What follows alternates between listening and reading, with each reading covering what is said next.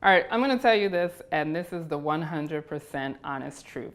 There has never been a time in my life where I was not overweight. I was overweight as a baby, I was overweight as a little kid, I was overweight as a teenager, and I was overweight as an adult. My weight didn't really become a big problem until I crossed the line into obesity, which I would say happened somewhere in my early 20s. And when that happened, I noticed a big difference about how I felt about myself. As a child, I was a big child and a big teenager. However, everybody in my life loved and accepted me. I did get some teasing in school, but I generally had a good childhood and a good life. It wasn't until I got to the point where I had mobility issues and my body just hurt to live in that obesity became a real problem for me. I think my turning point for when I decided that I needed to do something about my weight came after I had my second daughter.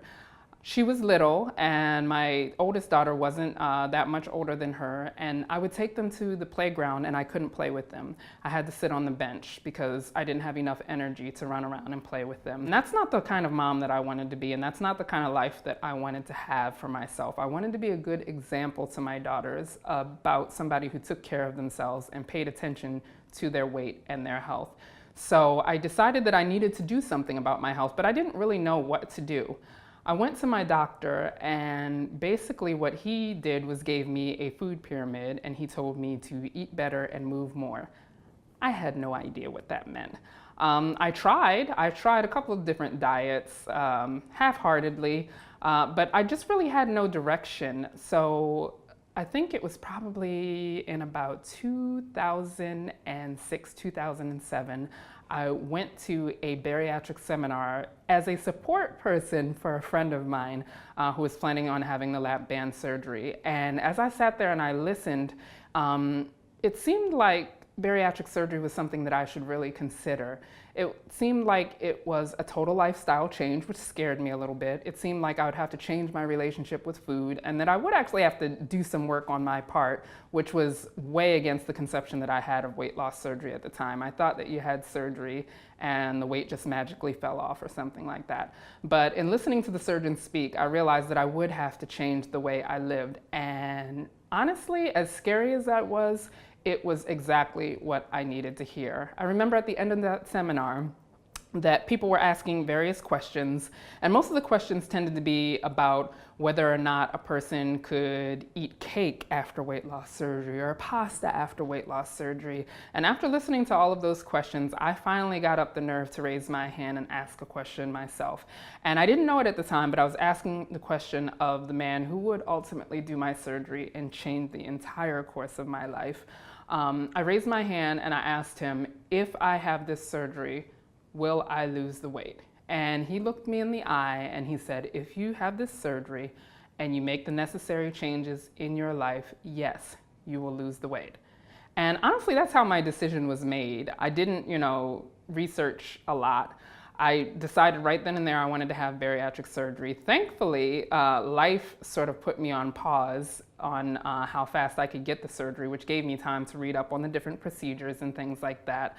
I had some insurance stumbles. My insurance initially, when I went to them and said that I wanted to have bariatric surgery, said, okay, great. All you have to do is go to an approved bariatric center and have a psychological evaluation and then turn in all your paperwork and we'll give you a decision. So I did all of that. And at the time that I applied, I specifically asked if I was going to have to do some sort of like 3-month or 6-month diet. They said no.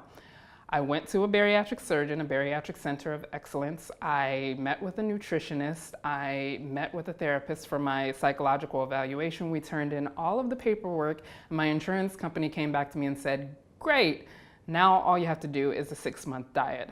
I was livid. But it turned out to be a blessing in disguise because, as I said, I had done absolutely no research. I was diving into it head first, so that sort of put me on ice a little bit so that I could learn about the different surgical options. My surgeon originally suggested that I should have the lap band surgery because of the fact that I didn't have any comorbidities at the time that I came in to see him. But from doing my reading, I realized that the lap band surgery was not the right surgery for me.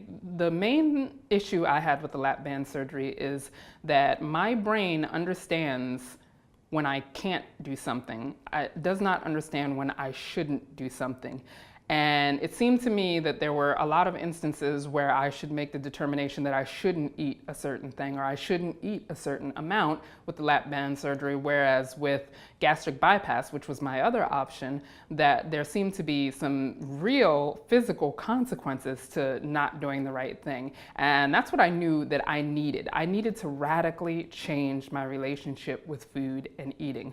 And so I worked with my bariatric surgeon's office. I finally got my approval, and on January 8th, 2008, I underwent Roux-en-Y gastric bypass surgery.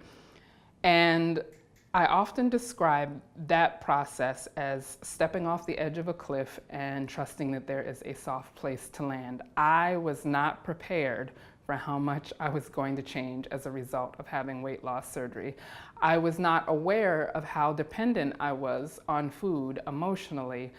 I was totally shocked at some of the emotions that came to the forefront after I had surgery, and some of the opinions I had of myself, some of the opinions I had of the world. And so as I began to lose weight, I really began to learn about myself and how it is that I developed weight problems in the first place. My first year, of course, was pretty tumultuous. I mean, I lost very fast, but I had this perception that I was losing very, very slowly. But I changed very, very fast. The day that I walked into to the hospital to have my surgery, I was 327 pounds. By the time I was 6 months post-op, I was about 215 pounds. So that's a tremendous amount of weight to lose in a very short amount of time. And in a lot of ways, my head couldn't keep up with the changes that were happening in my body. And I began at that point to look for support online. And there are a lot of different online communities that I tried out. Some of them were more supportive than others. Some of them were more friendly to people who are new in the process than others. Ultimately, I found my tribe online and was able to get a lot of support, whether it be recipes, whether it be somebody to tell me it was okay if I was freaking out about something, whether it was somebody who held me accountable to exercising. Online can be a great place to have that sort of thing. And I remember that in, I believe, 2013 is when I discovered the OAC. And that was a turning point for me because I did not know that there was an organization that was out here advocating for people with obesity. I didn't know that there was a place that was trying to get information out there for people's different weight loss options. I didn't even know that there were that many weight loss options other than weight loss surgery for people who wanted to work with their doctor to address their weight and their health. So it really was a godsend to me to discover the OAC, to become a part of this community, to access the resources, but then also just all the tremendous people that I have met in the course of my weight loss journey has just been amazing to me.